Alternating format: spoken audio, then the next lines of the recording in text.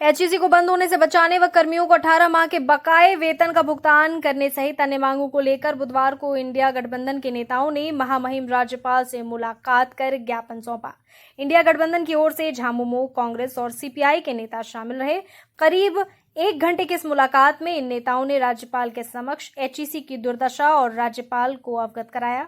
महामहिम राज्यपाल ने भी आश्वासन दिया कि इस विषय को लेकर केंद्र में बात रखी जाएगी। साथ ही साथ राज्यपाल एक बार एचईसी का भी भ्रमण करेंगे। वहीं मुलाकात के बाद इंडिया गठबंधन के नेताओं ने कहा, एचईसी को बचाना हमारा दायित्व है, केंद्र सरकार सौतेला व्यवहार न करे। बताते चले, बीते दिनों एचईसी मुद्दे को लेकर इंडिया गठबंधन ने राजभवन के समक्ष धरना स्थल पर धरना दिया था।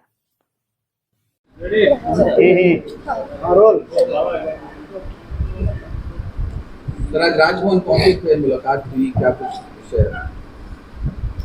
बेसिकली हम सब लोग यहाँ जो आए हैं वो एचईसी के जो बंदावस्था में ला दिया है केंद्र सरकार ने, और वहाँ के मजदूर परब आ रहा है, लगातार परब आ रहा है। 18 महीने से 1.5 बरस से वेतन नहीं मिला है, वहाँ के पदाधिकारियों को वेतन नहीं मिला है। चिमनी जो था वो बंद हो गया, 3 चिमनी एचईसी का बंद हो गया। ये सारे सवाल को गवर्नर साहब के पास गए, क्योंकि वो कस्टोडियन है फाइनली, और एचईसी केंद्र सरकार का, इस देश का एक बड़ा धरोहर है। एचईसी को बचाना, प्लानिंग कमीशन जो था नीति आयोग, उसका रिकमेंडेशन है। कलाम साहब जब थे राष्ट्रपति तो उनका था, क्योंकि इसरो के साथ उन्होंने जोड़ा था। डॉक्टर मनमोहन सिंह के टाइम में इसको 2 बार रिवाइव कराया गया, लेकिन जब नरेंद्र मोदी जी का समय आया तो पिछले 4 बरस से एचईसी घाटे में चल रहा है। इसका कोई चेयरमैन नहीं है, डायरेक्टर नहीं, कोई अस्थायी कोई नहीं, वर्किंग कैपिटल नहीं है, इसे रॉ मटेरियल नहीं है। ये सारी स्थिति हमारी यहाँ की हमारी नेता महुआ मांझी जी ने राज्यसभा में उस दिन ये सवाल को उठाया जब राज्यसभा में इसरो पे चर्चा हो रही थी, उठाया। मैं समझता हूँ महुआ जी आपको अपनी बात अच्छी बात यह है कि एचईसी पर तमाम लोग काम कर ही रहे हैं, सभी लोग चाह रहे हैं कि उसका पुनरुद्धार हो, लेकिन सालों से ये पेंडिंग है और धीरे धीरे उसकी स्थिति बदतर होती जा रही है। राज्यसभा में मैंने पहले भी एचईसी मुद्दे को उठाया था, लेकिन उसके बाद भी कोई पहल नहीं की गई सरकार द्वारा। तो मैंने उस दिन इसके बारे में कहने के लिए चुना जिस दिन इसरो की उपलब्धि पर चर्चा हो रही थी, और उस समय मैंने कहा कि इसरो के वैज्ञानिक और इसरो बधाई के पात्र हैं, उनको धन्यवाद दिया, लेकिन साथ ही कहा कि इसरो के लिए चंद्रयान 1, 2, 3 के लिए जो लॉन्चिंग पैड और अन्य उपकरण बने हैं वो एचईसी से बने हैं, और वो मदर इंडस्ट्री है। 1958 में पंडित नेहरू ने उसकी स्थापना की थी और एशिया का सबसे बड़ा इंडस्ट्री है, और इसके बावजूद उसके साथ इस तरह का सौतेला व्यवहार क्यों हो रहा है? जिस एचईसी से किसी समय जो मेधावी छात्र छात्राएं निकलती थे, वो पूरी दुनिया में कोई साइंटिस्ट है, कोई डॉक्टर है, कोई इंजीनियर है, कोई बड़े अफसर है।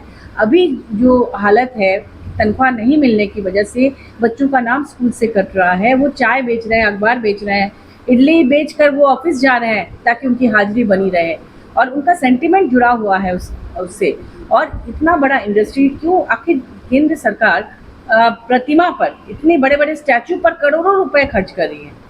ठीक है, स्टैचू बनाइए, लेकिन एक जीवंत लोगों के द्वारा संचालित इतनी बड़ी इंडस्ट्री में आप इन्वेस्ट नहीं कर सकते हैं। वर्किंग कैपिटल नहीं है वहाँ पर, और क्या आप उसको सिख इंडस्ट्री घोषित करने की तैयारी कर रहे हैं?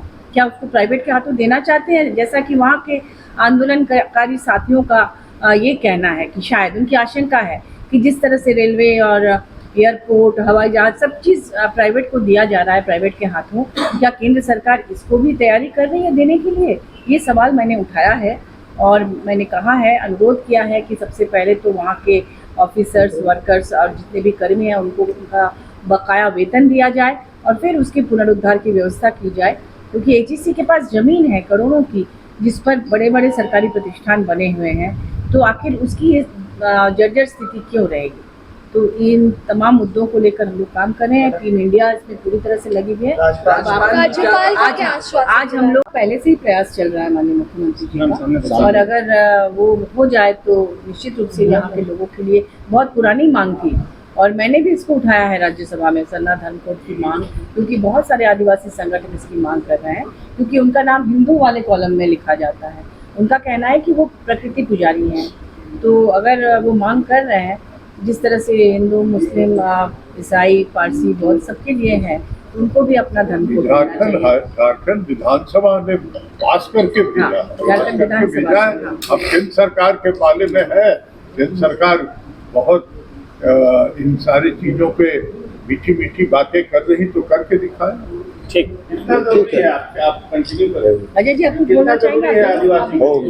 नहीं, हम लोग का जो है इंडिया गठबंधन के द्वारा जो हम लोगों ने निर्णय लिया था पिछले 8 सितंबर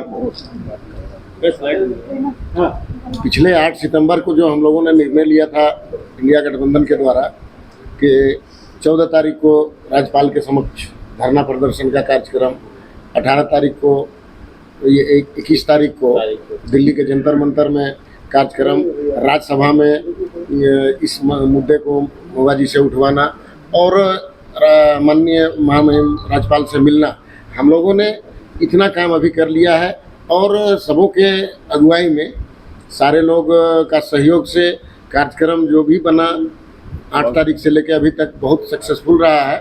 और आज की भी वार्ता मैं समझता हूँ कि महामहिम राज्यपाल के द्वारा जो हम लोगों के साथ हुई वो भी पॉजिटिव है, और जो डॉक्यूमेंट्स मांगे गए हैं वो तो हम लोग देंगे ही।